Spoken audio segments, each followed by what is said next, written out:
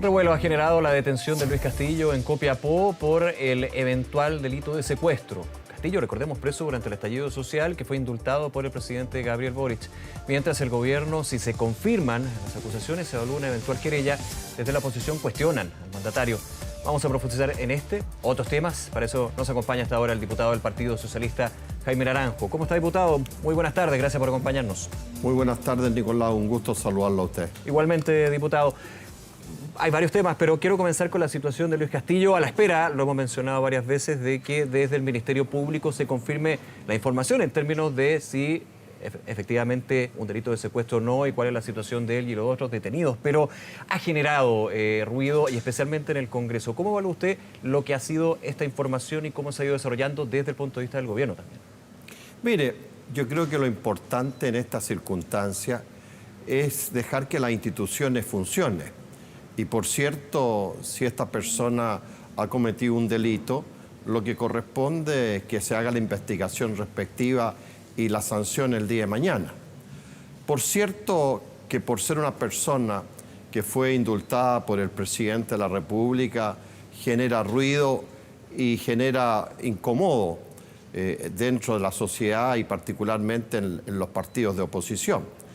Pero yo creo que cuando el presidente de la República apartó de sus cargos a una persona cercana a él, como era el encargado del segundo piso, y a la ministra de Justicia en su momento, yo creo que de alguna manera, a través de esos hechos concretos, el presidente estaba reconociendo que se equivocó y que cometió un error. ¿No era necesario que directamente el presidente reconociera un error como hoy se está solicitando nuevamente por parte de la oposición?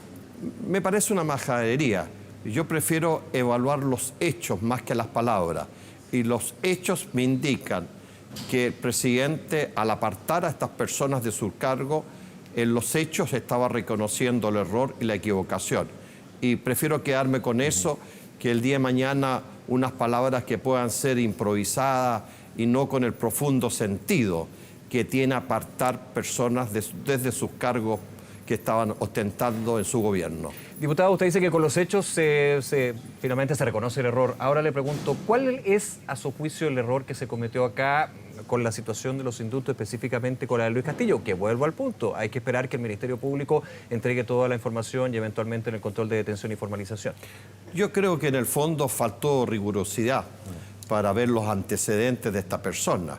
Y creo que ahí se incurrió en un error de quienes eran los asesores desde el punto de vista de materias judiciales del presidente. Ahora, ¿no es el presidente quien es el que firma los indultos finalmente? Sí, pero no es el presidente el que tiene que estar viendo detalle por detalle. No nos olvidemos, y perdón que haga comparaciones y no quiero ser odioso, que el presidente Piñera indultó a una persona que mató y asesinó a un carabinero. Y por eso que me sorprende que si frente a esos hechos que fueron más graves todavía que los que estamos conociendo hoy día, quienes hoy día alzan la voz no le hayan pedido en su momento al presidente Piñera que reconociera el error por haber indultado a una persona que había asesinado a un carabinero. Y eso sí que es más grave. En ese minuto en la oposición, donde usted estaba presente, ¿se levantó la voz sobre ese caso, ya que lo plantea? Nosotros en su momento señalamos lo que estaba ocurriendo y me parece legítimo que la oposición, y particularmente en días previos al plebiscito, quiera levantar la voz y hacer de esto un lío mayor del que corresponde. Pero no me parece bien andarle pidiendo al presidente de la República disculpas públicas. Y yo creo que los presidentes hablan a través de gestos y el presidente Boric habló a través de gestos bien concretos. Separó a aquellos que eran responsables de esta decisión equivocada. Esto en un modo más macro, quiero también analizarlo con usted en su experiencia también en la comisión que integra y en la experiencia. ¿Llama nuevamente a reevaluar lo que son los indultos presidenciales como facultad exclusiva del Ejecutivo? Se habló en su minuto hace cerca de un año, cuando tuvimos toda esta discusión y polémica. Yo creo que... ¿Y poco ha pasado? A eso me refiero. Mire, efectivamente, como usted señala, Nicolás, en su momento se abrió la posibilidad de terminar con esta facultad que tienen los presidentes de la República.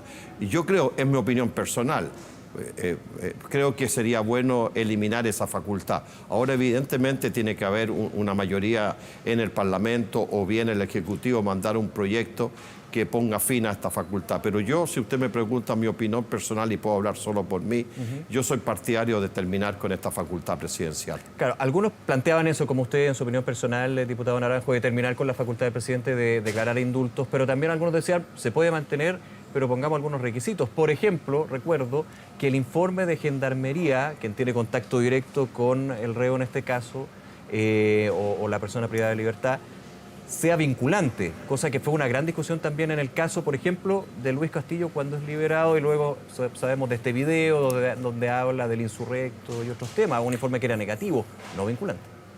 Efectivamente, como usted lo señala, a lo mejor requeriría de más información, de que participaran otras instituciones que le entregaran antecedentes al presidente de la República para hacer uso de esta facultad. Pero yo preferiría, y si usted me pregunta la opinión a mí, yo preferiría terminar con esta facultad porque creo que no solamente en este gobierno, sino en varios gobiernos se han cometido errores al aplicarla. ¿En los indultos generales también?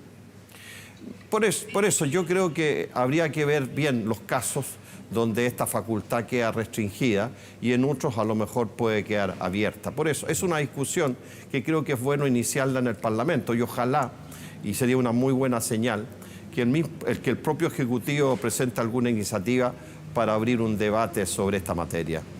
Ahora, desde el efecto político lo voy a mencionar, en lo que ha sido también la reacción desde la oposición, ¿cómo lo evalúa usted lo que en este tema en particular? Vamos a ir a otro, por supuesto, se ha dado, y usted mencionaba a días del plebiscito, a días de una elección donde evidentemente todo lo que pase puede, no sé si tener repercusiones, pero sí va generando un ambiente o cambiando el ambiente.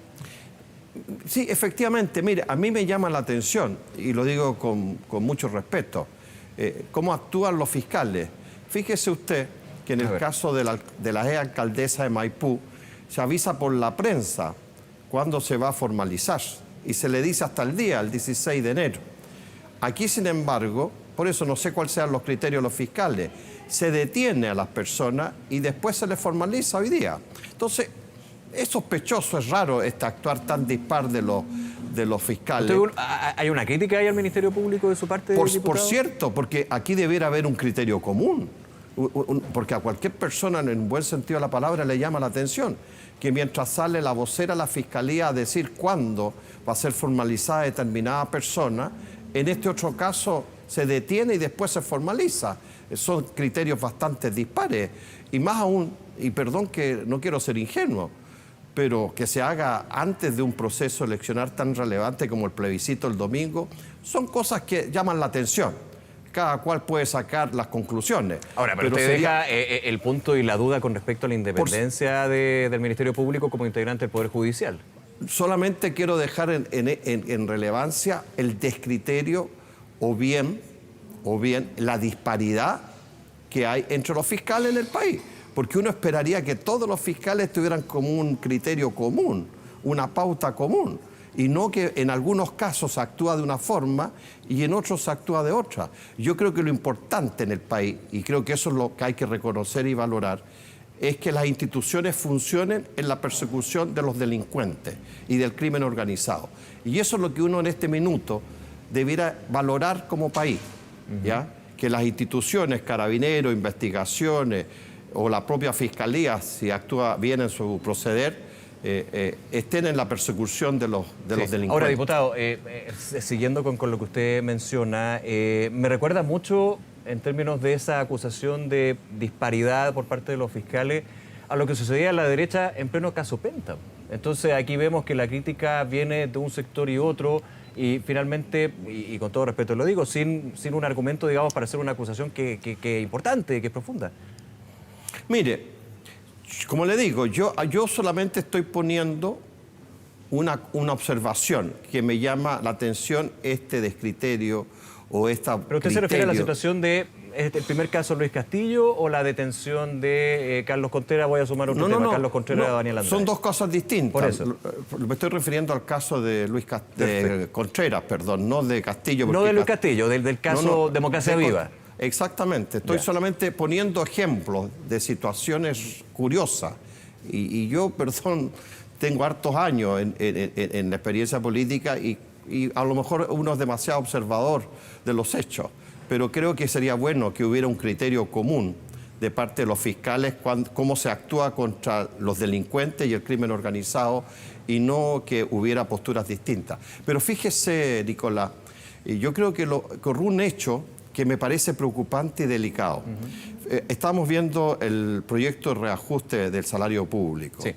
Y fíjese que los parlamentarios de derecha, usted sabe que se le iba a subir el sueldo a los miembros del Tribunal Constitucional en 3,5 millones de pesos. Así es.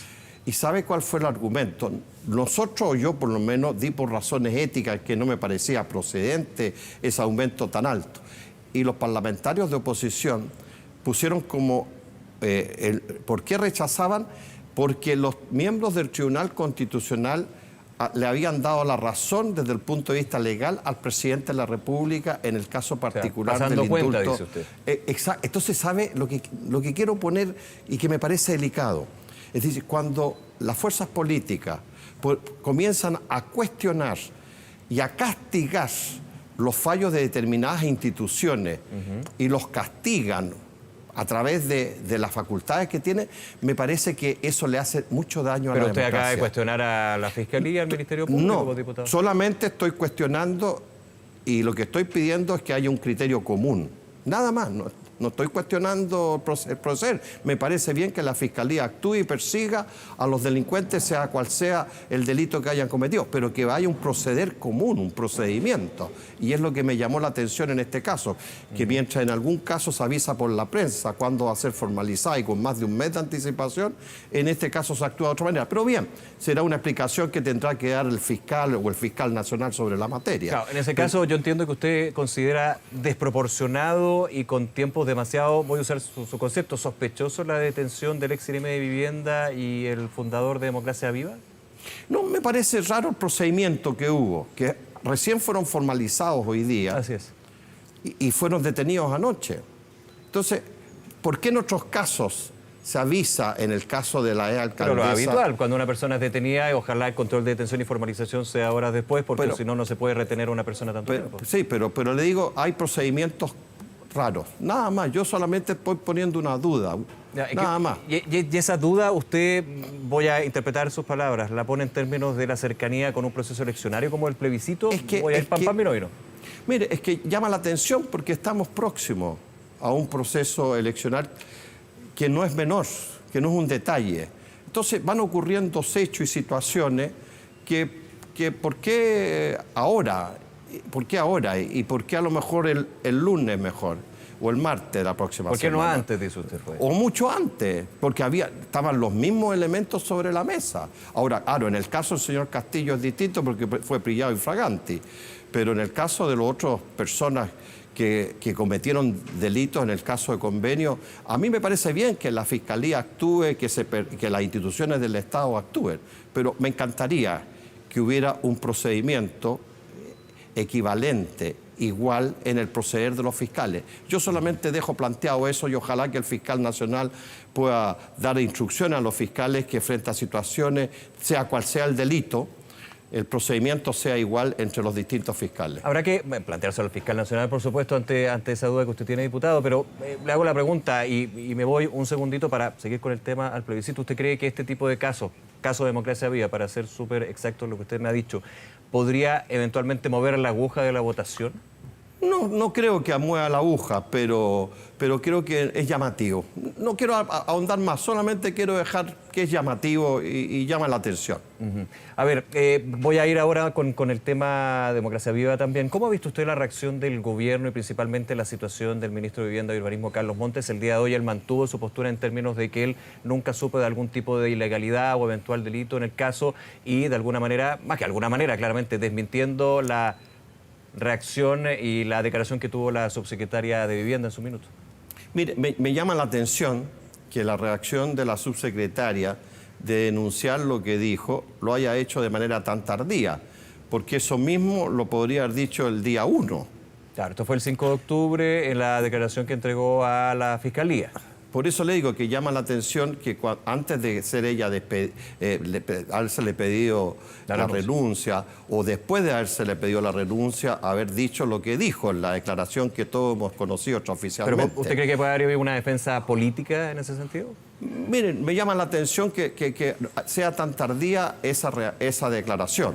Ahora, yo creo en el ministro Monte, porque usted comprenderá, el ministro Monte está en el final de su carrera política, que nadie puede cuestionar que ha sido intachable. Yo creo que no se va a prestar para ocultar situaciones que él siempre condenó en el pasado y que siempre persiguió cuando correspondía. Así que creo que el ministro Monte, por lo menos yo tengo la sensación y estoy convencido que dice la verdad, que él nunca tuvo conocimiento de lo que supuestamente la ex subsecretaria está señalando que le dio a conocer en una determinada fecha esos antecedentes. Le pregunto, diputado, ¿y se genera una tensión, pugna, han dicho algunos, entre el socialismo democrático, donde usted representa con el Partido Socialista, y Apruebo Dignidad en esta situación? No, en absoluto. Por nada, son situaciones que están ocurriendo y son opiniones personales y no institucionales. Ahora, si los partidos pensaran a opinar en esos términos, sería preocupante. Pero yo parto de que ella es una militante de un partido determinado y no he escuchado a ninguno de los miembros de su partido que haya salido a respaldar las declaraciones que ella ha señalado. Perdón, ¿de quién las declaraciones? Me perdí ahí. De la ex subsecretaria. De la ex subsecretaria Tatiana Rojas, claro, Revolución Democrática en ese sentido. Que ella señaló que había dado a conocer con mucha anticipación que se conocieran estos hechos por la prensa, un informe al ministro Monte. Ahora, en su experiencia de diputado, en su experiencia política y también en gobierno, ¿cómo ve el piso que tiene actualmente el ministro de Vivienda? Algunos dicen que ya es insostenible su permanencia en la cartera. Mire, siempre, y lo digo por varios años de experiencia, cuando se empieza a instalar la idea por fuerzas contrarias al gobierno, o bien algún parlamentario incluso de gobierno, a pedir la renuncia de determinado ministro, eso para los presidentes de la República es fatal. Lo afirma en el cargo, porque no se va a dejar llevar por la opinión de otros que le quieren exigir o imponer la renuncia. Yo creo que el presidente va a dejar pasar las aguas un tiempo más. Y no olvidemos que en marzo del próximo año, cuando se cumplan 2 años de gobierno, probablemente el presidente haga algún ajuste en su gabinete y ahí podrá tomar otras decisiones.